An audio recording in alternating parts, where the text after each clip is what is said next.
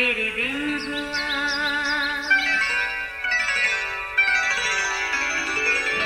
नया फिर दिन हुआ, पुरानी रात का करे सो शुक्र हम खुदा की जात का, खुदा की जात का नया फिर दिन हुआ।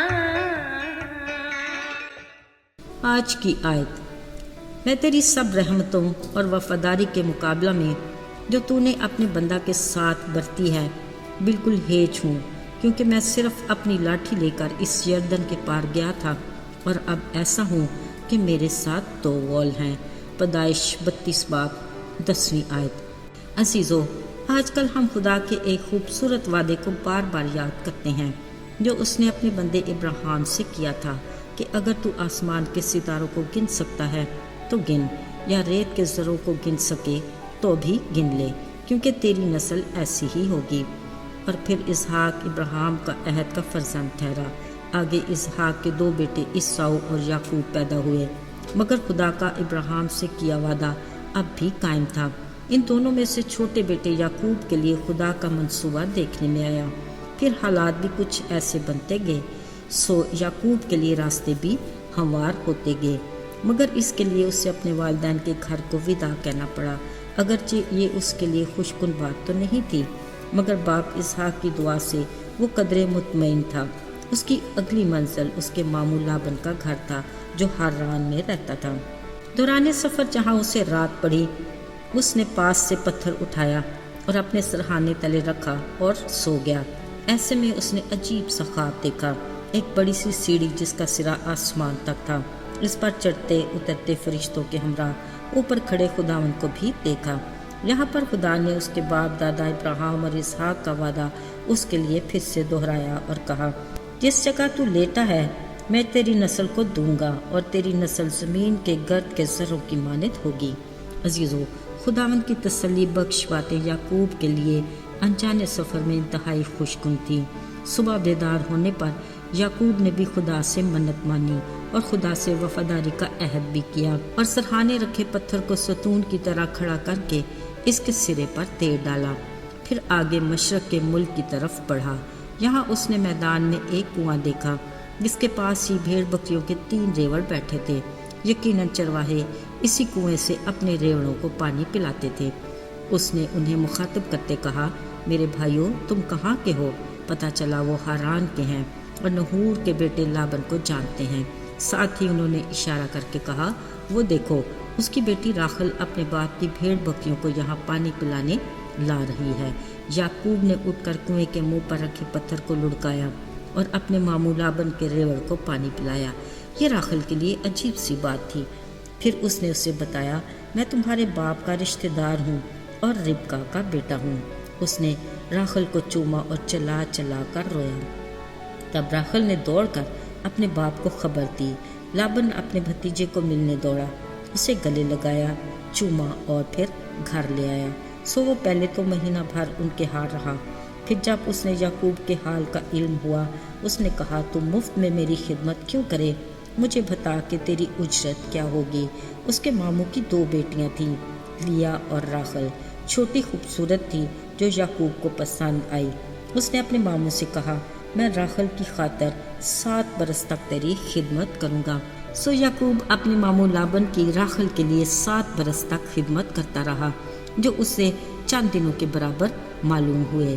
तब लाबन ने बड़ी ज़ियाफ़त की।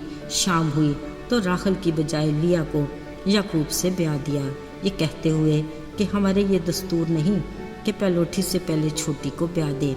अब के बाद याकूब धोखा खा गया क्योंकि वो राखल को चाहता था। लाबन ने याकूब से कहा, ठीक है, 7 बरस और खिदमत कर तो मैं राखल को भी तुझसे ब्याह दूंगा। फिर वक्त आने पर राखल भी याकूब से ब्याह दी गई। उस दौर के मुताबिक लिया की लोंडी बिल्हा और राखल की लोंडी जिल्फा भी याकूब को दे दी गई। अजीज़ों, यूं याकूब के लिए खुदा के वादे की बरकत का आगाज़ हुआ। अब तक उसके मामू लाबन को भी इस बात का अंदाज़ा हुआ कि खुदा ने याकूब की बदौलत उसे भी बरकत बख्शी है। सो उसने उससे कहा, اگر مجھ پر تیرے کرم کی نظر ہے تو تو یہیں رہ، کیونکہ میں جان گیا ہوں کہ خداوند نے تیرے سبب سے مجھے بھی برکت بخشی ہے۔ اب یعقوب کو بھیڑ بکریوں کی صورت میں اپنی اجرت حاصل کرنے کے لیے مزید 6 برس اپنے ماموں لابن کے ہاں ٹھہرنا پڑا۔ اس دوران خدا نے لیا اور اس کی لونڈی بلہا سمیت 8 بیٹے اور راخل اور اس کی لونڈی زلفا سمیت 3 بیٹے عطا کیے اور مال مویشی بھی بکثرت دیے۔ عزیزو، 20 برس بعد یعقوب اپنے ماموں لابن کے ہاں ٹھہرا رہا۔ اس عرصے میں خدا نے یعقوب کی بدولت لابن کو بھی برکت بخشی، جس کا اعتراف لابن نے بھی کیا، جب بھی وہ یعقوب کے جانے پر کسی طور بھی راضی نہیں تھا۔ لہٰذا ایک دن یعقوب نے بنا اجازت اپنی برکات سمیٹی اور باپ کے گھر واپسی کا ارادہ کر لیا۔ خیر، لابن آخرکار یعقوب تک پہنچ ہی گیا۔ چند گلے شکووں کے بعد یعقوب نے وہیں پہاڑ پر قربانی چڑھائی اور سب کے ساتھ کھانا کھایا اور رات وہیں گزاری۔ اگلی صبح لابن سویرے ہی اٹھا، اپنے بیٹے بیٹیوں کو چوما اور ان کو دعا دے کر واپس اپنے گھر کو لوٹ گیا۔ عزیزو، اب یعقوب ہر طرح کی فکر سے آزاد تھا۔ اس نے خداوند سے کہا، اے میرے باپ دادا ابراہیم اور اسحاق کے خدا، جس کے حکم سے میں واپس اپنے رشتہ داروں میں لوٹ رہا ہوں، اے خدا، تو نے میرے ساتھ بھلائی کا وعدہ کیا ہے، اگرچہ میں تیری سب رحمتوں اور وفاداری کے مقابلے میں ہیچ ہوں، کیونکہ میں تو صرف اپنی لاٹھی لے کر اس یردن کے پار گیا تھا، اور اب ایسا ہوں کہ میرے ساتھ 2 قول ہیں، مطلب کہ میں تیری بھرپور برکات کے ساتھ واپس لوٹ رہا ہوں۔ عزیزو، یوں خدا کا ابراہیم سے وعدہ یعقوب کی زندگی میں بھرپور طریقے سے پورا ہوا۔ یاد رہے، بے شک خدا کے حضور میں دیر ہے، اندھیر نہیں۔ شاید آج بھی ہم میں سے بہت سے خدا کے کسی وعدے کو اپنے لیے پورا ہونا دیکھنا چاہتے ہیں۔ نا امید نہ ہو، بھروسہ رکھیے اور صبر اور شکر کے ساتھ اس کے قوی ہاتھ کے نیچے وفاداری اور فروتنی سے رہیں۔ وہ اپنے ٹھہرائے وقت پر اپنے وعدوں کو ہمارے لیے ضرور پورا کرے گا۔ آئیے دعا کریں۔ اے خدا، ہم تیرے وعدوں کے لیے شکر گزار ہیں۔ ہمیں توفیق عطا کر کہ ہم تیرے وفادار رہیں تاکہ تیری برکات سے مستفید ہوں۔